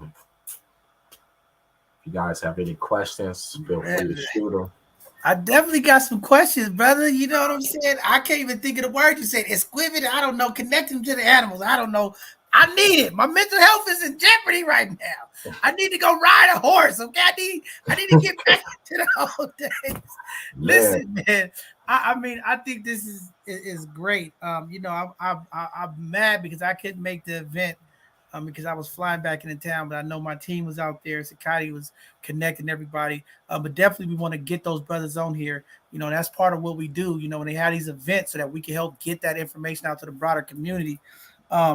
But I think what you said was very powerful, to see young brothers doing this, because I think in our culture, especially young folks don't understand this was part of what we did in the South. And every time I go to the South, it's always kind of different because I'm so used to being in the city, and I go out there and brothers is pulling up, like, I go see some of my family in Arkansas and they come riding to do with their horses and stuff. They still doing that stuff, but out here it's not so much. And like you said, there are associations, organizations that do it, but it's not as prevalent as, in the South, as folks riding through all that beautiful land and getting it.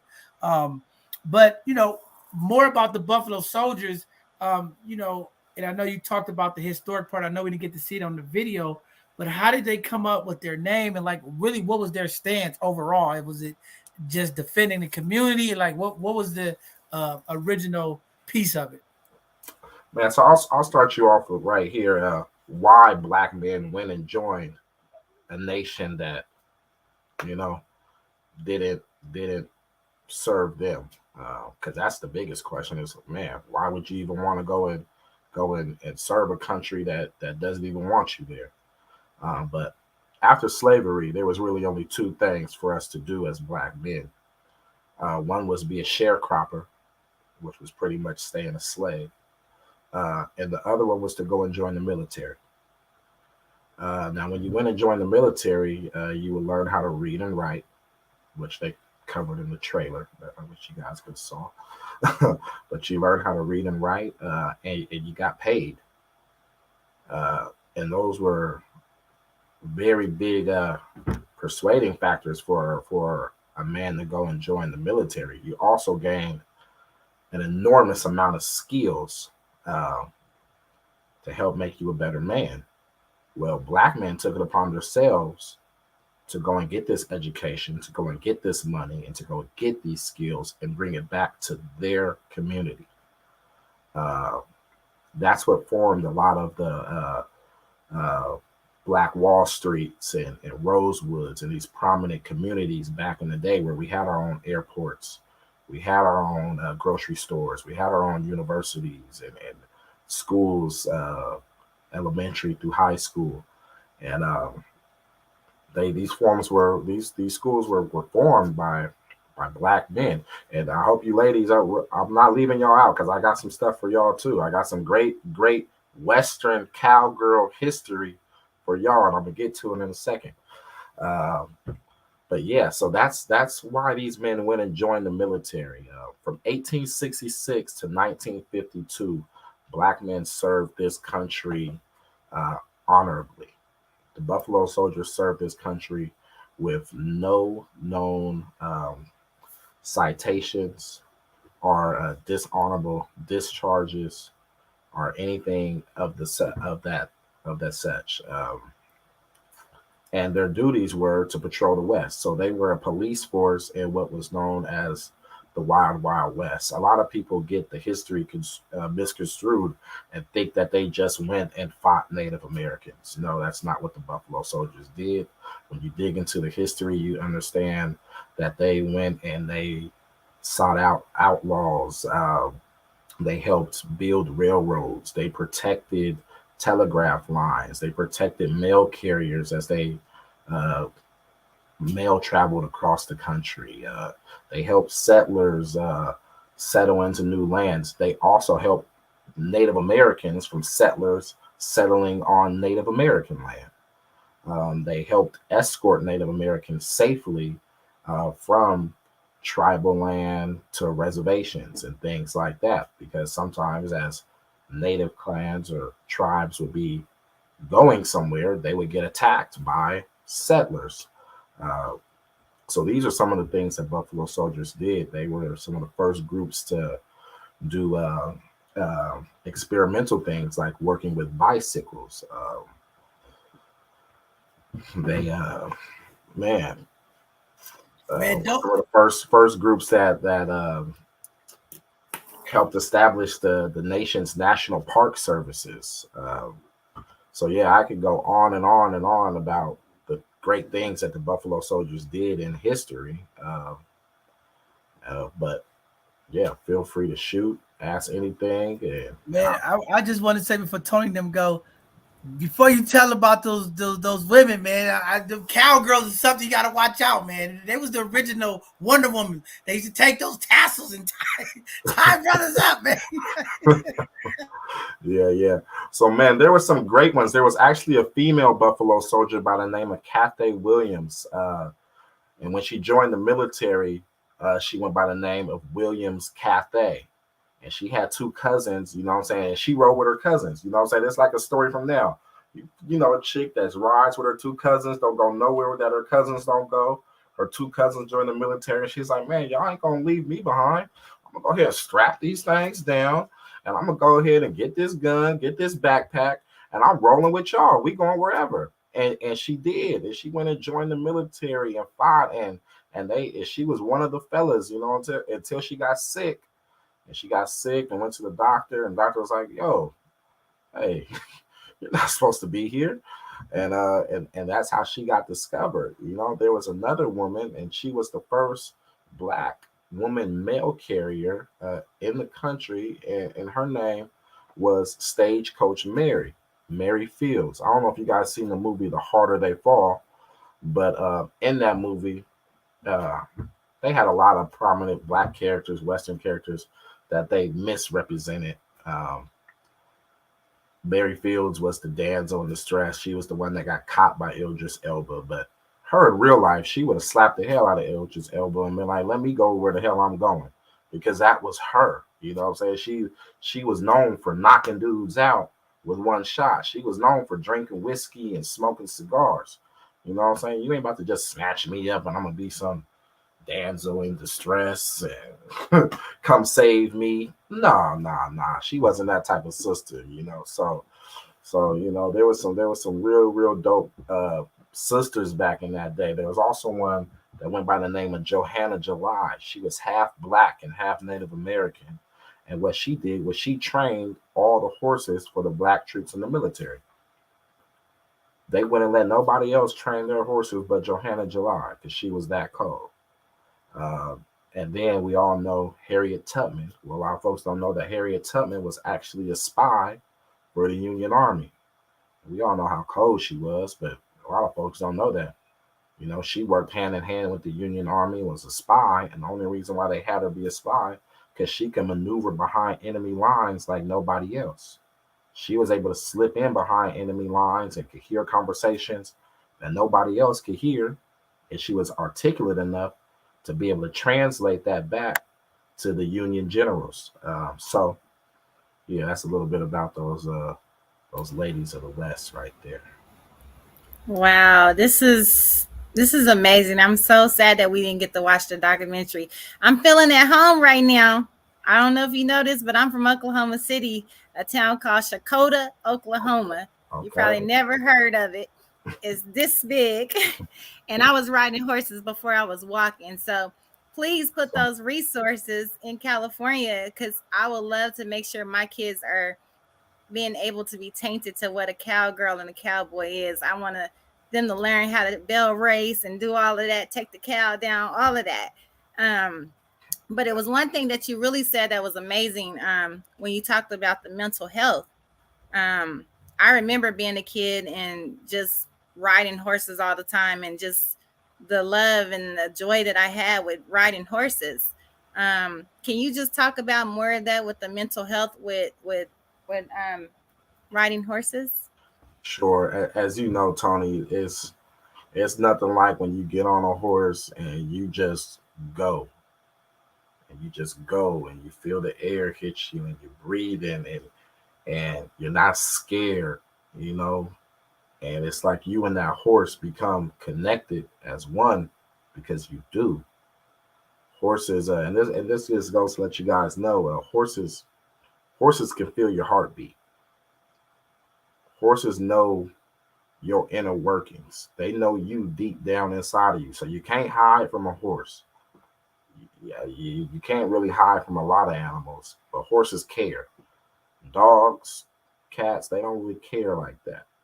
But a horse cares who you are, and a horse just ain't gonna let you just come and fake the funk with it. Okay, so don't go to a horse and be like, oh, I'm super scared, because that horse is gonna go ahead and feed off of that, and it ain't gonna do nothing to you, but it's gonna make a noise like, because I know you scared. I know you're gonna jump when I make this noise, or it might just step to the side a little bit because you scared of me anyway. Go ahead, I'm big. You scared. You don't even know that you can control my whole life right now. if you really just put your heart into it, you can make me do whatever you want. But until you get that in you, I'm gonna do what I want to do. But there's a connection like no other, and the mental health that you get from sometimes not even riding a horse, but just petting it, grooming it, taking care of it. You know, as you start to take care of a horse or any animal, they become dependent on you, and they look forward to you and seeing you every day. Now, just imagine how happy a dog is when it sees you coming to feed it. Now, just think of a big 1,000-pound animal. I was like, oh my God, he's here. My food, my person, the person who loves me is here. And then that big 1,000-pound animal comes and lays its head on your shoulder, or comes and just is like, oh yeah, pet me. You want to ride? You want to go somewhere today? Let's go. You know, because they want to be rode. They want to get out. You know, it's like a dog going on a walk. Your horse is going on a ride. We rode our horses down. That's where Sakati saw us. You know, we rode our horses down to Lake Merritt. because the OBCA, they canceled the parade. They canceled the parade because of all the gun violence. They didn't have enough police to come and block off the streets for the parade. So after the parade was over, my group, the kind of guys we are, we're like, man, we didn't touch the community the way that we came here to touch the community. Let's ride through Oakland. Let's ride down to the lake. Let's go see some folks. Let's go see some people. Let's go share. And our horses was like, yeah, let's go. Where are we going? Come on, let's go. Where are we riding to? And we carry 4 flags with us. We carry American flag because we're military. We carry our unit flag because we're military. We carry the Washington state flag because we're from Washington. And we carry the African American flag because we Black and we proud about that. We left 3 flags back in the horse trailer when we went on our ride. And we took that African American flag with us because we felt that it was important to share that unity and that love with the people. How often do we see our flag flying anywhere? Now you see your flag come flying through on a horse with a young brother holding it saying, what's up, man? What's poppin'?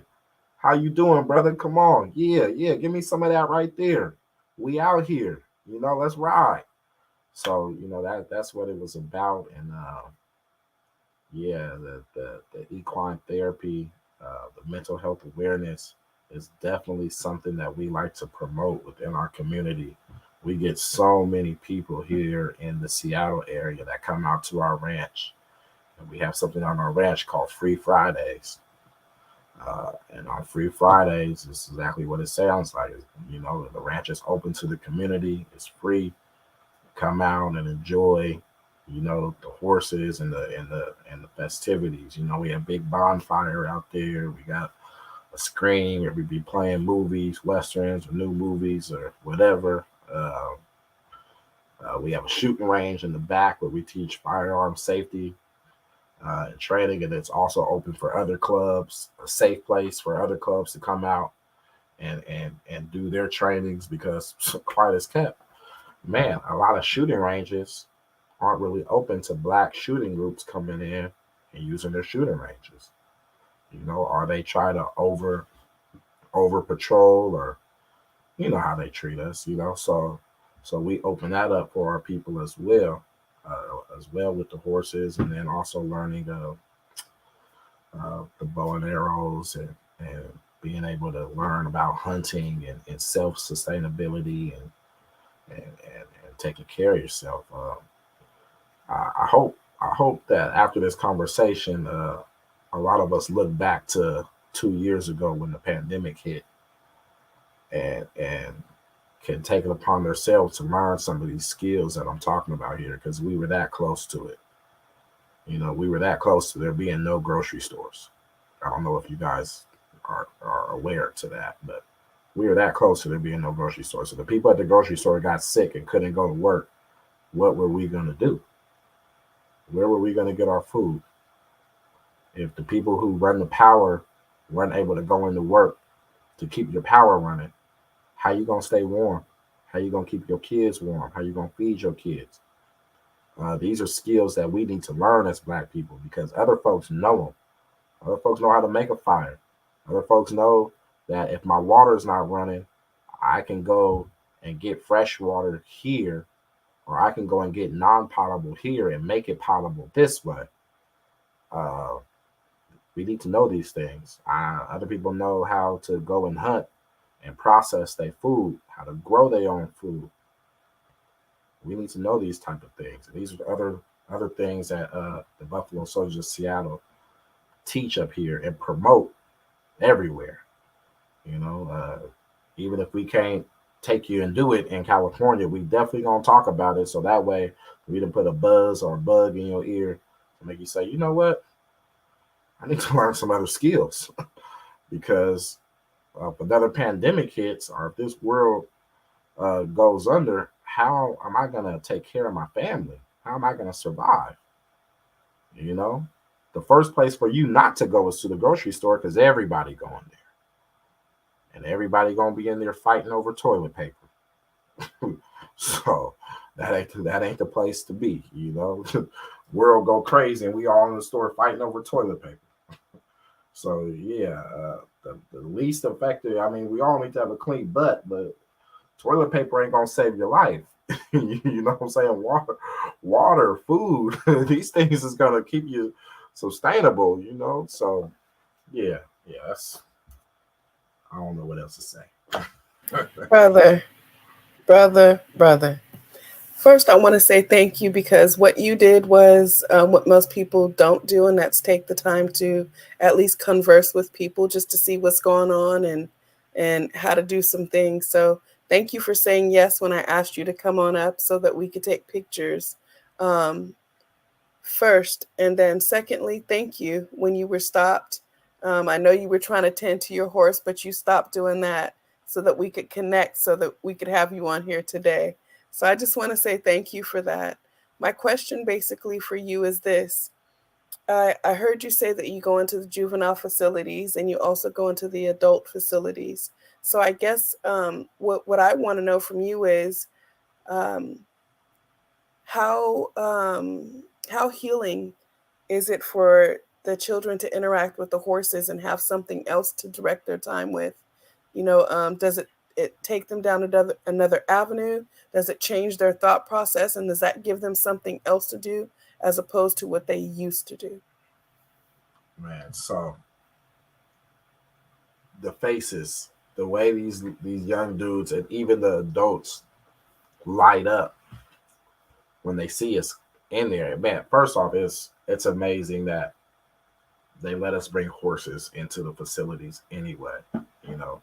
But they really wanted us, and then we told them there's no way we're coming without the horses, because we know that what type of difference, what type of change it's going to make. And it was amazing that they were able to see the horses, connect with the horses, and it definitely makes a difference. It changed the energy, you know. It was nothing but smiles in there. They brought out a couple kids that wasn't supposed to be out there because they was that bad, you know. A couple kids that wasn't supposed to be out there. There was about 10 of them, and they brought them out, and the COs was like, "This is impactful. This is impactful." They brought them out. They lit up. The little dudes lit up. They came and was at first they were scared. I'm like, "How the heck you scared? What you scared of? You ain't supposed to be scared." Where'd the tough guy stuff go? You know what I'm saying? Come on, man. Come on over here. It's just an amp. Come pet it. Break down that barrier. All right, now you ain't here. Now you petting it. Here, feed it this apple. What? Yeah, feed it the apple. Go ahead. Here, this is how you do it. Come on, make your hand flat like this. Put it up to its mouth. Let it eat the apple. Nah, man, I ain't putting my hand close to that horse's mouth, man. I ain't doing that, man. Come on now. Come on. Come on. I don't know what you did to get in here, but you wasn't scared to do that. You gonna be scared to feed this horse? Come on. So breaking down just those little barriers there. And then, of course, you know, we did it in February. I want to say when we went to the juvenile detention, and we've had 2 young men that have reached out to us, you know, have reached out and came. So that's awesome. From the young men's youth camp that we did, I want to say we have 5 young men that have been coming out to the ranch. And literally, the weekend before we left, we did the young women's camp in August 27th. So I want to say they were there the 27th through the 28th. They just did a day camp, spent a night, one night. And about 4 girls from that camp have came back out to the ranch, and not necessarily doing Buffalo Soldier stuff, but just coming out to the ranch and getting that equine therapy, coming out riding, and just coming and hanging out, you know, coming out, hey, what can I do to help out around here? You know, because shoot, some days we might be doing fences. Some days the stallions might have broke out, and now we got to fix fences and tend to these things. And we got more than just horses on our ranch too. We have a petting zoo with rabbits and a few goats and guinea pigs. We got chickens. We got dogs. We got a monkey. and we got 3 zebras. So it's some more cool stuff than just the horses out there, and just things for people to connect with. So it's a fun place to be. This whole October we turn it into a haunted ranch. So we got a haunted ranch where we bring people out there and scare the bejesus out of them. You come and walk around the ranch in the middle of the dark, and you got all type of stuff popping out at you. I'll give you guys one little. We got a hallway that's full of like 10 hogs, and you gotta walk through that hallway, and it's dark. And I don't know if you heard hogs before, but they go. They be making all type of crazy noise, and they be bumping into you, and they snarling. They ain't gonna hurt you. They ain't gonna do nothing. But you got to make it through this hallway in the dark with things bumping into your legs and all type of crazy animals and stuff. So that's just a little tidbit of what we got going on in our haunted house. It's a lot of fun though. Our goal is to make you not make it through. We want you to quit. Wow. So yeah, we have fun, and it's open for the community to come and work and be in the haunted house and have fun scaring people and all that good stuff. So yeah, we make it open for everybody.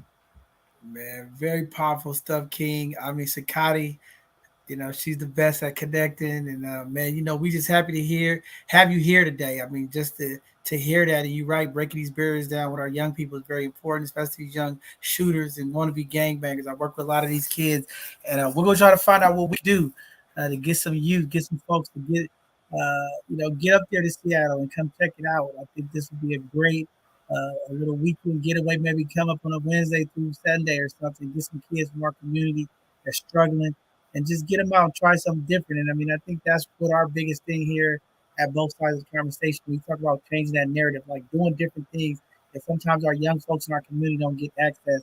So I'm going to connect with you. We're going to keep y'all information. Definitely, man, we're going to try to figure out. We just took a bunch of kids up to the racetrack for drag racing. But I think we got to get some kids and take them up to see the Buffalo Soldiers, see the ranch, and get them connected, man. So I'm going to make sure we stay connected with you, and we'll try to find out how we could do something in the future, man. Maybe get 10 or 12 kids, man, or just, a small group, put them on a plane, fly up there, give them a whole experience, put them in a hotel, then take them out to the ranch and show what that life's like. And y'all can teach them some real stuff, man. Because I had a big debate on the show the other day about gun violence. I think if some of these young folks really had gun training to understand the damage that guns cause and other things that, I think it'll be great. So definitely, I want to connect with you, and I'll make sure Sakai and the team keep you in the Rolodex so that we could put something together, because I think the mental health part, getting them away from our community, away from people that know, get out into the wilderness, tap in with some animals, tap in with Mother Nature, put their feet on the ground in the dirt, get grounded. It's sometimes the best thing for our young people in the community. They don't know about that country life. They grew up in the city all the time, dealing on the concrete. As my grandfather used to say, boy, get out. I just want to touch on something real quick, John. I hate to cut you off, but that part about the gun violence was very powerful and very impactful. And you are absolutely right. A lot of things happen because of improper training and improper use of a firearm. And a lot of people, innocent people, get caught in between gang violence and activities because people don't know what the hell they're doing. And I don't want to promote gun violence or promote anything, but I am for innocent people being saved. I am for people in general being saved. And with knowledge comes power and responsibility. So if you're more knowledgeable about something, you're more responsible about it, and you just have more awareness and know-how in what you're doing. And that's all I want to say with that. I just had to say that part of it, because that's one of the big things that we teach with the guns and stuff like that. I mean, you don't even know what the heck you're doing. You don't even know how to hold this thing. Right. What are you doing? Yeah. You're a shooter? Yeah. Oh, you're a shooter. Yeah. But you don't know how to hold a gun and shoot it. Yeah, and they walk around with these high-powered rifles, and they don't understand the recoil, and it's too much. But yeah, definitely, brother, we gonna connect with you. But before we let you go, because I gotta get to another meeting, but any shout outs, any people you want to thank? I mean, definitely shout out to the Oakland club. I got to connect with them. We got to get them on, but we're going to get up to Seattle, man. I promise you, we're going to figure a way. We're going to get some young people and we're going to bring them up to Seattle and check out what y'all got going on at the ranch. But at this time, if there's any shout outs, anything you want to tell the community before we leave this evening, and again, we appreciate you. But go ahead and give any shout outs to your people. Definitely want to shout out the Oakland Black Cowboys Association. Please, y'all check them out. I want to shout out Sakati for making this happen. I want to shout out Horses with Styles, great brother doing great things in the community with horses. I want to shout out the Black Neighborhood, young brothers out of Richmond doing great things in the community. They have a bunch of community giveaways and things like that. I want to shout out another brother out there in the Bay Area named Corey Elliott. He's doing great things with the Black Neighborhood. He's also doing a bunch of great things within mentoring and a ton of community work. And he even came and joined the Buffalo Soldiers of Seattle and has rode with us in a few different events, including that one there and in the Bill Pickett Rodeo. Well, shout out to Bill Pickett Rodeo, Oakland. Yes, they have the Bill Pickett Rodeo out there in Oakland every year. Black folks, get out there, support that, get some of that culture. You know what I'm saying? Dig into it. And another group I want to shout out is the Buffalo Soldiers of Sacramento. There's a Buffalo Soldier group right there in Sacramento. Bunch of brothers that's doing great things up there in Sacramento. Y'all want any good Buffalo Soldier history? Them brothers is right there in Sac and is willing to come down and share history in San Fran and Richmond and Oakland and the rest of the Bay Area. So thank you, both sides of the conversation, for having me. Shout out to y'all for sure. Look forward to connecting with you guys and working with you guys and doing more work down there. Where, like I said, we're open to coming to schools down there. The brother Corey Elliott was trying to get us in a school before the OBCA event. So this is what we do. We're all about the community. We're all about impacting the youth and just our people in general, because you know, we get so wound up on the youth, but, you know, the parents need outlets too. The adults need outlets too. And we're open to working with them as well, because if they are feeling good and have good outlets, all that does is trickle down to our youth as well. So we can't leave us elders out of it, because shit, I mean, sorry for cussing, but man, we need it too. We need it too. So thank you guys. Man, thank you very much, good brother. I am just, elated and just, excited to just see what the future could be with us making some kind of connection with you. We're going to get up there one way or the other. If it's our team, we're going to come support the Buffalo Soldiers of Seattle. We're going to come check y'all out. We're going to come check the ranch out, see what y'all cooking. And definitely we're going to make it an experience. We're going to figure out a way. I promise you. Okay, I'm a man of my word. We're going to figure out a way. I don't care if we have to caravan up there. We're going to find a way to get up to Seattle and come support what you all are doing. Again, good brother, thank you for being here tonight, being patient. I know we had a few other guests, so just thank you for being patient. And definitely be looking forward to hearing from both sides of the conversation. We're going to reach out and we're going to figure out how we can get some of our young folks and some community folks. We're going to roll up there deep and check out what y'all got going on and come support the Buffalo Soldiers. Definitely. Looking forward to it. Come on up, y'all. All right. With that being said, community, I know it's been a long one. They going, God, this is a good show, but I got to get to sleep. We're going to let y'all go.